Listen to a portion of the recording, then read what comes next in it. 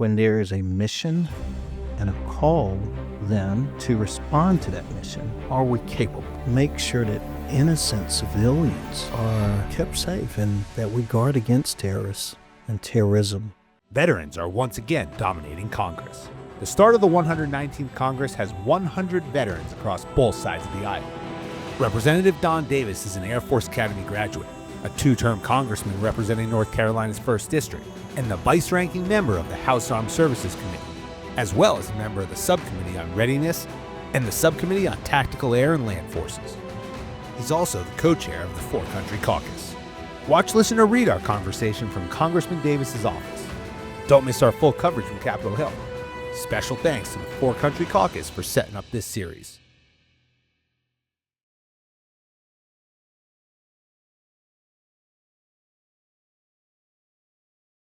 Representative Davis, welcome to the Jedburgh Podcast. Hey, I'm glad to be with you. Thank you. We're kicking off the 119th Congress. It's a lot of years, a lot of folks have been in this building. You represent North Carolina's 1st District, so a wide portion of the state in the northeast part of the state, including Greenville, Rocky Mount, Wilson, Goldsboro, Henderson, Roanoke Rapids. I'm familiar with it, although I was further south for a good amount of time in Fayetteville, so that was my transit path. This is your 2nd consecutive term in Congress. You were part of the 118th Congress. You graduated the U.S. Air Force Academy. You spent 8 years on active duty. And then you built a career in state government. I think it's really important. I want to talk about that in a couple of minutes. But you've also been heralded as one of the most bipartisan members of the House of Representatives. You serve not only the people of North Carolina, but the American people as the ranking member on the Subcommittee on Commodity Markets, Digital Assets, and Rural Development, and the vice-ranking member on the House Armed Services Committee, with us on the subcommittees for Readiness and also Tactical Air and Land Forces. And we're going to talk about Readiness in just a minute. But since the 119th Congress has just kicked off, we're about 5 or 6 weeks in, I figured we'd start there if it's all right with you. Absolutely. Well, let me say to you, only snow, I think, can slow Washington down, and I don't know how well it's doing right now, but you're here, so we're glad to have you. We made it, and I would argue, and I think we'll talk about it in a minute, is that Washington is moving at a breakneck pace over the last couple of weeks. Not even the snow can slow it. Never. But there are 100 veterans in the 119th Congress. This is the most in 8 Congresses. Veterans, by and large, as you know, from where I come, as we know, results-oriented people who put teamwork and value teamwork above so much else. America, I don't care what side of the aisle you sit on, would probably argue that we just endured the longest political campaign in history, and it was divisive in a lot of ways. And so America, we know, has to come together. And that's been the rallying cry from all sides, is we got to find a way to come together. How are you, now that the 119th has kicked off, coming together with other veterans now with this enormous number? How are you coming together to work as a cohesive unit to drive America forward? Let me start by talking about Four Country Caucus. Four Country is just an incredible caucus. The members are amazing. We have over 30 members of the caucus. Those who have worn our uniform, men and women, served our country and now serving in the Congress. When you look back on the 118th Congress, member-led bills, we had about 35 that were endorsed bills. Of the 35, 13 became law. This group of Democrats, Republicans, those who have worn the uniform, when we come together, we are showing our strength. And as we move forward to the 119th Congress, I believe there's a lot that's in the making, and that's being discussed right now. We'll continue to talk about our national security. There's so much going on around the world right now. When we talk about Russia, the concerns of Iran, terrorists, proxy groups, China. I mean, there's so much that's going on in the world, and we'll continue to be a leading voice in Congress on national security issues. We're going to also, I would believe, start looking at biosecurity and the importance of biosafety, as we've learned so much from COVID. The commission's delivering a report, and we're looking, how we can improve. And there's always that looming conversation of modernization, modernizing the force.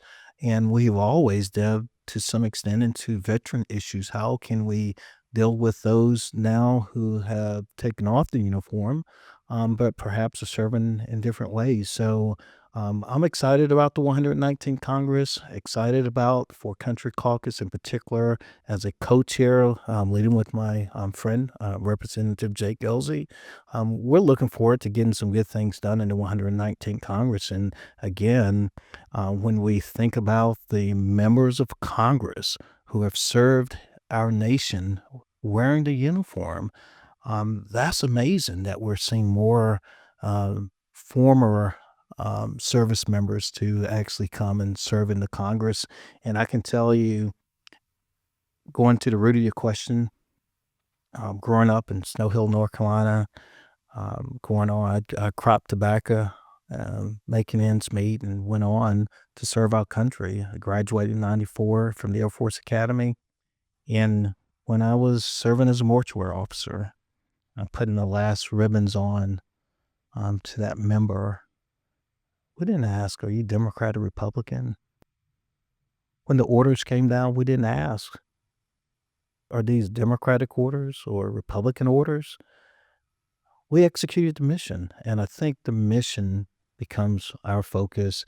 And as we continue to focus on mission, be mission driven, especially for country caucus members, and being that example here in the Congress, that it's going to make us even better as a nation and as a Congress. We're going to move beyond that like low double digit approval rating. Yeah. No, I agree. And I think it's critically important for the nation to be able to get things done. That's what has to happen. One of the things that we've seen with this administration is a lot of veterans now taking key cabinet positions. And we have Pete Hegseth that's at the Secretary of Defense. We have Mike Waltz as a National Security Advisor. Tulsi Gabbard, we're expected to be confirmed as the Director of National Intelligence. And the Vice President was a former Marine. What do you expect out of them in those key positions and their ability now to work across the aisle with Congress to get things done? Mhm. Let me say, out of the group you name, I knew and know Mike Waltz personally, having served on the Armed Services Committee. And I'm saying this, Mike is a true American. He truly not only has worn the uniform, but my experiences working with him, he's always tried to do what's best for the American people. So it's good to see people like him excel, to go on with the administration. The unfortunate side of that, it pulls them out of the Congress, and in the selfish way, I've been able to work with him to tackle some of our tough issues. We're just now working in a different light. But my expectation would be of anyone who's worn the uniform and now serving on the cabinet, it was, or it is, we all remember, you remember, taking your oath of office. Actually, if you served a career over time, you took many of them. And the fundamental basis of that oath is to protect the Constitution. I would expect everyone to be all in to protect the Constitution of the United States. And I would expect everyone to wake up every single day and ask themselves the question, how can I make sure we're doing everything to keep the American people safe? That's the job. Absolutely. That's the job. I want to get into your military career because you brought up a little bit of it, but you went to the Air Force Academy. We won't hold it against you as an Air Force officer. We need those out there. It's an important part of what we're doing. But now we came from the Army, all right? All right. Don't forget that. all right. So at the end of the day, you're kind of an Army guy, I guess. But you served 8 years on active duty. You had a pretty cool job running the operations center for Air Force One. I mean, that's gotta be absolutely incredible. But talk for a second about, growing up in North Carolina and thinking, "Hey, I wanna go in the Air Force, and that's something that I think would be impactful to my life and my career." Why? I was born literally in downtown Snow Hill, small town, small community. Everybody knows each other. And I worked in tobacco fields, just helping the family make ends meet. We didn't think anything about it. I mean, it was hard work, dedication, and truly love for community and country. Those were basic things that I was raised by my grandmother and instilled in me at a young age. And as I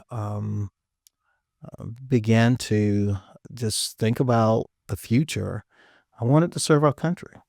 So I applied for the United States Air Force Academy and went on to go to attend the United States Air Force Academy and graduated in 1994. After that, I stayed for a year in the admissions office, and my first assignment out of all places actually was Andrews Air Force Base, Joint Base Andrews Air Force, right here in the Washington area, so on the Maryland side. I served my career field was a services officer. I worked and did special duty assignments. You were talking about the protocol. So I served as a protocol officer, obviously overseeing Air Force One. And not only that, but the different heads of state coming in and out of the U.S., engaging in many of the ceremonies that we see when whether we were doing a red carpet or we were giving tribute to someone who had passed, a military member that may have died or was killed. So it was really interesting work. And I had an opportunity of actually engaging with families. And I'm just being candid with you. It wasn't what I thought I would be doing, but I learned so much having done it. And, that's the thing about the military that I appreciate so much is salute smartly, tell me, give the orders, the direction, salute smartly, carry on, do the best you can. And I remember going down in one case, we had an A-10 that went down Eastern Shore, leading a search and rescue team, and eventually became a recovery effort and engaging with the mother. And I mean, I still remember and have so many of those experiences today that have just helped to shape me and my leadership. I went on to East Carolina University, serving as an assistant professor of aerospace studies, served as commandant of cadets there, taught military history, national security affairs. And the thing about that assignment, what I think is most important, going back to Eastern North Carolina, was an opportunity to really shape future leaders. And to think now so many of my former students are over at the Pentagon and just doing amazing things. For me, it's just so fulfilling to see how we can shape and make a difference in our society. And actually, I believe it's an obligation that we have, not just to wear the uniform, but once you even get to the point at different times to take it off, to continue look at ways to make meaningful contributions. Well, when you took the uniform off, you went into state government. There's an interesting conversation. I actually had this conversation last week with somebody where we were talking about the difference and the value, the pros and cons of when you take the uniform off. If you decide to pursue a career in elected service, do you go directly into the House or the Senate? And, what's that path look like? Mhm. Or does it make sense to gain experience and try to come up through state government, understand how government works at the state level, and then try to cross over into the federal side? Talk for a second about your decision to enter state politics, be there for a while, gain that experience, and then come into the federals. Mhm. So I moved back to Snow Hill, my hometown, and I took the uniform off on the last day of filing for mayor of my hometown. And I took the uniform off. I put my suit and tie on. I was at my home church, and I came out and announced I was filing for mayor. On the last day, I filed for mayor. We were running against an incumbent. And you know, the odds are just so much against you. Yeah. And we went to work, and by the time it was over, we won that election with 63% of the votes. Wow. But let me share, and this is what life was like for me in my experience. So I moved back to Snow Hill, but I remember as a child, we liked riding our bikes. We did WWE, all kind of things, you know, pretending things that kids would do. And I remember there was a hill in the neighborhood, and we would like to take the bikes and jump wheelies, you know, jump the hill. And long story short, you couldn't take a direct path to that hill because there was a pothole in the road. Well, I came back in my adult life, and the pothole was still there. And I just thought, how many people have driven by this pothole? How many people, it was a street, a subdivision, how many have just walked by it and it's done nothing? Or how many people have actually even taken the time to call in and, but why is it still there? And I was definitely moved, inspired to do something. So I ran for mayor, we won, and we had to fill that pothole. First order of business. It's like, okay, we got to take care of. Did you have an executive order? Was that a first executive order? Fill the pothole? But let me share, there's so many potholes that are still out there. Yeah.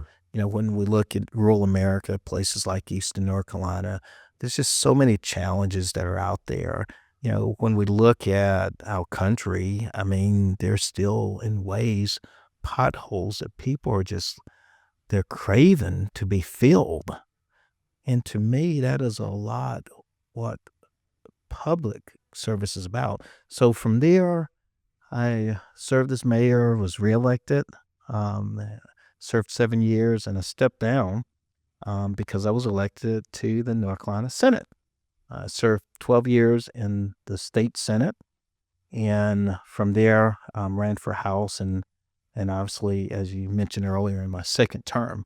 I share that all to say that coming from local government, state government to federal government, it really provided so much perspective, and it's those lessons and experiences that stay with me today. Being the mayor, it was about filling the pothole, keeping the lights on, water, um, responding to issues, emptying the trash, making sure everything was taken care of. And guess what? I'm going to continue to say this. People reached out to the mayor. Everybody kind of knew each other in the small town, and they reached out and when they had concerns. It wasn't, well, is he a Democrat or Republican? No, it's I have a concern and I want it addressed. And I'm saying all this to say that's what mayors do. And it didn't matter. Matter of fact, sometimes because I knew him, the phone would continue to ring and at all times. But for me, it is that level of service. It is about coming to Congress, bringing those experiences, you know, understanding what state legislators are perhaps experiencing. I remember even the time in the state Senate. I mean, we couldn't do everything alone, and I mean, we had to, you know, rely and coordinate with the federal government on issues. So, I mean, having that perspective, I really believe is so valuable coming to Congress. And obviously, not every member has that perspective, but it is great perspective to have. Yeah. Yeah, I mean, there's something said about what we call effective intelligence, which is the term we use in the assessment of special operators, that you gain something from the experiences of your past. That's right. And we're all a byproduct of our experience in our past. And the more that you understand about things, I call it not always the longer you are on earth, but sometimes the more experiences you have, then that helps you to shape your opinions in the future. Absolutely. And that's been the case. I mean, I see a lot of issues that are discussing here. I mean, in some shape or form, we may have had similar conversations, if not exact conversations, at the state level. So, great experience. I wouldn't shy away, and at the same time, it just makes for a larger learning curve for someone that may not have that experience, and it doesn't mean that they cannot come and serve honorably. Um, but again, I value those experiences of serving at the local and state levels. Yeah. I want to talk about national security. Yeah. Top line issue today. You serve as the vice ranking member of the House Armed Services Committee, and you're on the subcommittee on readiness and also the subcommittee on tactical air and land forces. A few weeks ago, we had the opportunity to come down to D.C. and sit down with the former Sergeant Major of the Army, Dan Daly, who also happened to be my first command sergeant major, my first battalion when I was in the infantry. So that was a great conversation and reminiscing about history and going to Iraq 20 years ago and how things have changed. But And let me say again, always thank you to again for your service and for those that are listening into you. We can never take for granted your service and your contributions. well, thank you. You forged the path, so we came behind you. We talked about readiness, and we defined readiness, and the Army defines readiness as the ability to defeat, deny, or deter hybrid near-peer threats and meet operational demand requirements. Congress defines readiness as the ability of military forces to fight and meet the demands of assigned missions. Readiness, by doctrine, has 4 pillars: manning, training, equipping, and leader development. As you sit on the subcommittee for readiness, how are you defining readiness today? I believe the most simplistic way of defining readiness is when there is a mission and a call then to respond to that mission. Are we capable? Now, when you begin to look beyond and stretch that out, it has so many components. Obviously, you are concerned about the troops, personnel. You're concerned about equipment. You have to deploy equipment as well. I mean, there's so many different parts of this. If you then step back, even in a broader context, when we think about readiness, you can't have a conversation without talking about recruitment and retention, quality of life. That's part of that.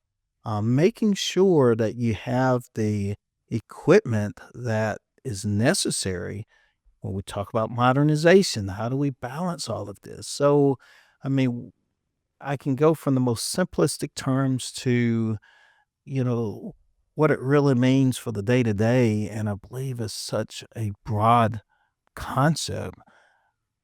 But at the end of the day, it comes back to our ability to successfully respond to keep the American people safe. Yeah. That's the bottom line. I like how you use the word respond, because oftentimes people will say react, but react is a failure of preparation. Responding is when we think proactively about the situation that we're going to encounter and we prepare, which is also the byproduct of which is readiness. Absolutely. Being prepared. We've spent 20 years plus fighting what we termed the global war on terror since 9/11. We had this fighting spirit across the military for so long. Yet, as you mentioned, over the past few years, recruiting has gone down to near all-time lows. And we have an entire generation of global war on terror veterans who are getting out, and not for the sheer reason it's been 20 years. And the military is a pyramid, like all organizations, and you move up or you move out. And at the end of your 20 years, every year, there's going to be less and less of the GWAT generation left. The image, in a lot of ways, of our military has also been a bit softer, a bit kinder than it was if you think back to the post 9/11 days, invasion of Iraq days, where it was hard charging. What is the next conflict in your mind that we are preparing for? Mm-hmm. Well, obviously, when we look across the globe right now, we have to be concerned about Iran. Um, Proxies, we've seen Hamas terrorists. I was in Israel in August prior to October 7th. I'm literally down at the border, Gaza border. And matter of fact, I remember I was taking a picture and later seeing Hamas terrorists in the same area, Kfar Aza and Kibbutz. And I'm saying all this to say we have to make sure that the innocent civilians are kept safe and that we guard against terrorists and terrorism. And in fact, I believe if we're not careful, if we fail to do it, then we'll find ourselves even more having to fight terrorists and terrorism right here on American soil. It goes beyond Iran and the proxies, whether it's Hamas, Hezbollah, the Houthis. I mean, we see that movement. Obviously, when we talk about Russia and Putin's aggression, we have to always be mindful there. But shifting, we all know that China is a great threat that we have to be concerned about. And not only China, but when we speak in the terms of China, it changes the landscape. I mean, I see our modern or contemporary battlefield being tied to our economy. Looking at the global economies, as well as technology is shifting, quickly shifting. And as we see more innovations, it is important for us to make sure that we stay on top of those innovations. And literally, I've traveled to Ukraine, Kiev, and we have to always look at how technology is influencing our ability to respond. And so I would say there's a lot going on. This is a dangerous world. There are threats out there. And we're going to continue to do everything we can on the earth and with God's help to keep the American people safe as the priority. We can come up here, do all this fussing and fighting. I mean, this is a polarized environment, so polarized. But fundamentally, we have to keep the American people safe. And that is a charge of mine and many members of the Four Country Caucus. I think when you talk about China, it's very interesting. You brought up we have to broaden our definition of conflict because we tend, being military background, being on the Armed Services Committee, you always tend to think about conflict in terms of bombs and bullets, right? Like we got to be in a war, we got to fight. But we have to define what is the battlefield. That's right. That we're on with China, because the battlefield that we're on with China is not the battlefield that we're on with ISIS. It is dealing with our economies. It's dealing with information. I mean, it is a very complex battlefield. It's a different battlefield. So you could even tie in, I had an opportunity several years ago to interview former Speaker of the House, Newt Gingrich. And we saw him a few days ago at the inauguration. He's still on TV every day. But we had the opportunity to talk about DIME, the doctrinal term, diplomatic, informational, military, and economic levers that get pulled by governments to influence national power, the elements of national power. And it's so important to really contextualize the battle that we are in, because I don't think, and I think people will disagree, what does it take? And I'll ask you the question, what does it take to have a military conflict with China? Well, I'll put it this way. we have to always make sure that we're looking at every scenario under the sun, even troops and equipment. But we would not be wise to not look at the context, in particular, when we talk about the economy, the interconnectivity of our economies. And, what it comes down to is, how do you then take the most strategic approaches, balance approaches, and make sure too we're very vigilant, and not only that, but we're unyielding at the same time, maintaining that American spirit. So, I mean, it is dynamic. There's a lot of conversation that's been had over the last couple of years, and even as different leaders within national security infrastructure have come and testified before Congress, and they'll tell you the red lights are blinking.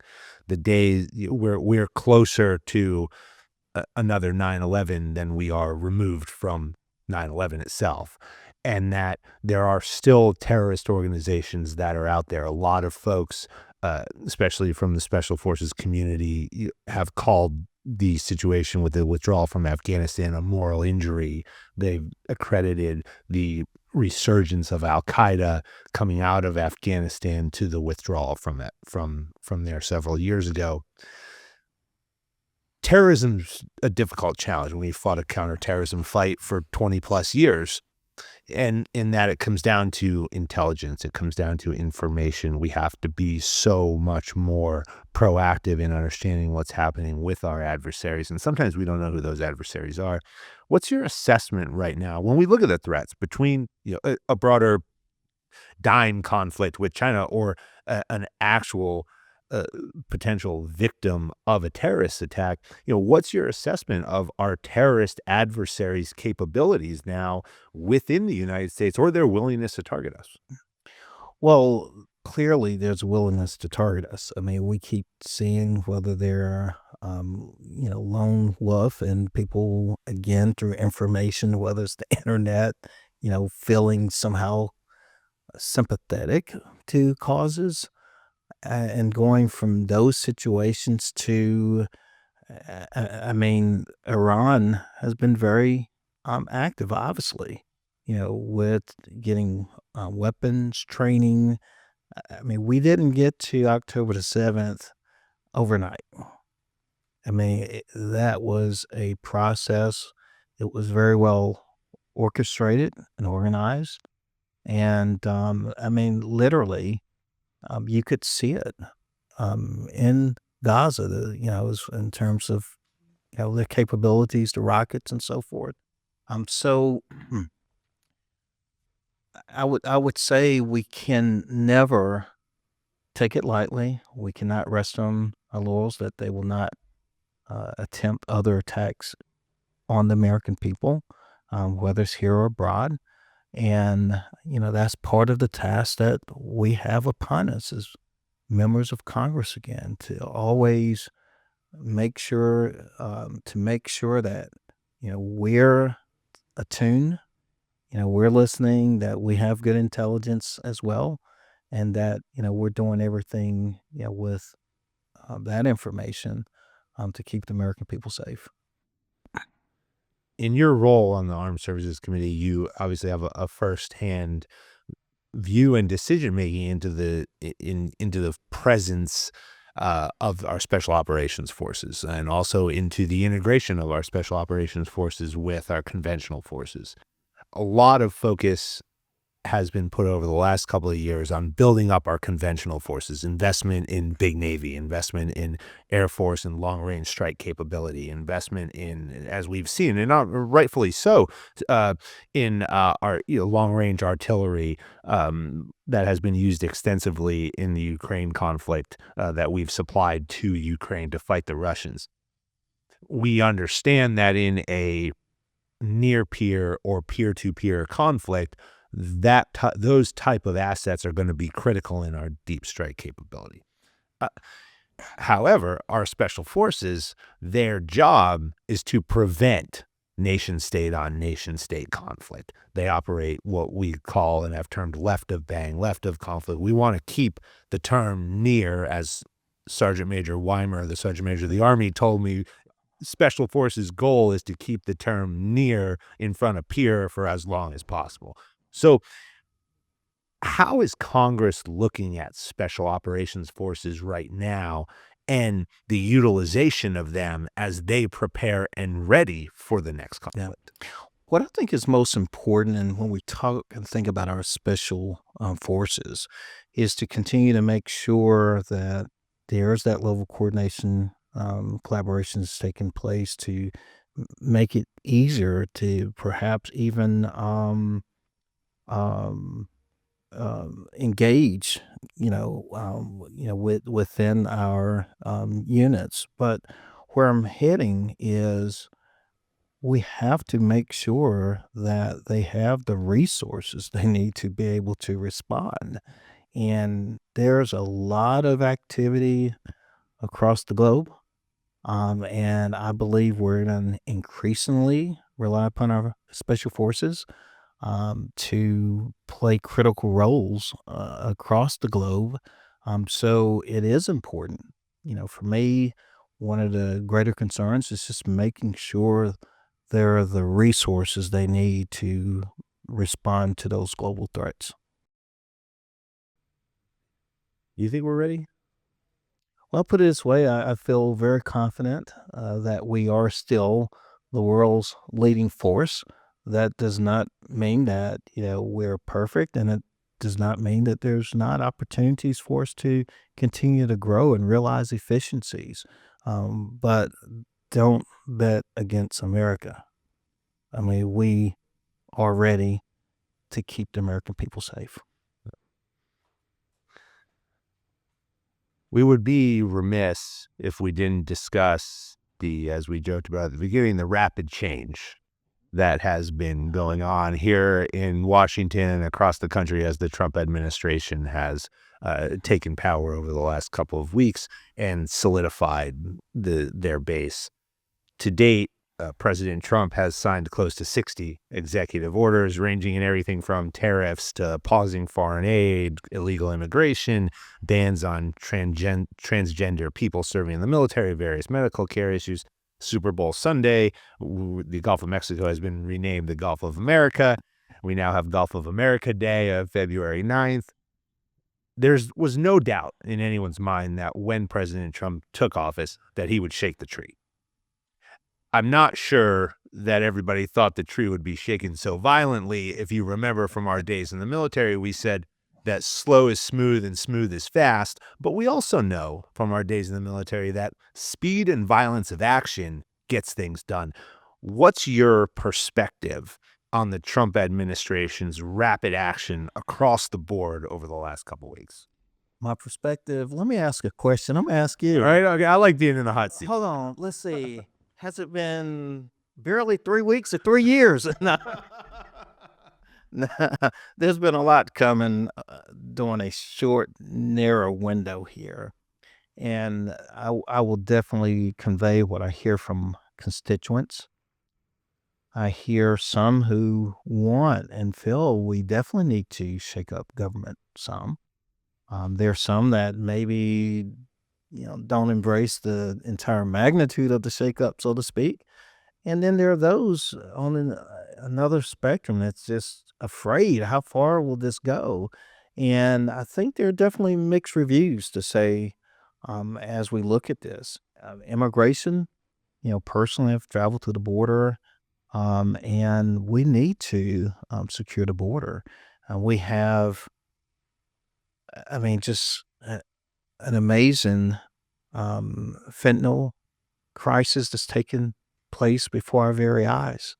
I think of the screening that we're doing, less than 5% or so. These illicit drugs make it to distribution points, into private vehicles, onto interstates, into communities. deadly, dangerous. But when we think about the border and the illicit drugs that are making it into communities across America, vehicles will come in to distribution points, private vehicles to interstates, into communities. And this is not just a border state issue, it's all of ours. So when I see responses on immigration, um, but then at the same time, I must admit, I would have never in my wildest imagination thought we would even talk about using U.S. troops and eventually setting up resorts in Gaza. I mean, so uh, or just a person born in America, that would no longer be an American citizen. So there are definitely, mixed reviews, but what I would come back to is when I look at my election, the first district of North Carolina, this is a Trump Davis district. And I'm sharing this to say the only mandate that I believe is out there, even with the trifecta and the narrow majority in the House, I think the only mandate is to come to Washington, D.C., do everything you can to speak up for your constituents, to be a voice for them, those conversations they have at dinner tables and at church and, with people across the community, and to be a strong voice to speak up and to advocate and share what's taking place. And at the end of the day, try to make life better in communities. So for me, it is important not to lose sight. There were people hurting, struggling, costs high for so many, not quite understanding how they'll make ends meet or how they would eat, especially for some at the end of the month. Those issues did not go away just because we held an election. Those issues are still there. There's still people who are struggling right now, struggling to make it. In East North Carolina, our economy is sluggish. It remains sluggish. People always are looking, how do we get good paying jobs into the area? They're looking for opportunities to realize the American dream. And I believe it's important for us to make sure the voices are heard, that we're engaging in a way to say, hey, there's hope. In other words, I believe we should be bridges. Look at how we can bring people together to bring them along with us. I believe that's part of leadership, and that's what I've tried to do and will continue to do. And I also believe it is meeting people where they are, not expecting them to change who they are, but meet them where they are to understand their experiences. I think we have that obligation. That's my commitment in the midst of all this that's going on. It is not to lose sight and to be a uniter and bring people together for the greater good of our country. We are the United States of America. I think what we take from our military service is that character matters above all else. Absolutely. And the strength of a person's character is what perseveres in the good times and the bad times. And as we seek to bring America together, regardless of what side of the aisle you sit on and where your opinions lie, I think, and my hope, is that America will come back to putting people in place who are people of character, regardless of what their background is, but they trust them, and those people are going to do the right thing no matter the challenge. I believe it matters that people have a sense of a person who is fighting for them. That doesn't mean that we're going to agree, anyone's going to agree 100% of the time. But they want to know that you care and that you're in the fight to help them live a better life for not only them, but most importantly, most people say for our children. Well, Congressman, I got to get you back to work. You got a busy day, a couple hours left here. I think you got about 8 more hours left in the workday before the new one starts. But I appreciate you spending time with us here, sharing your perspective, and most importantly, leading for the people of North Carolina and leading for the American people. Thank you so much.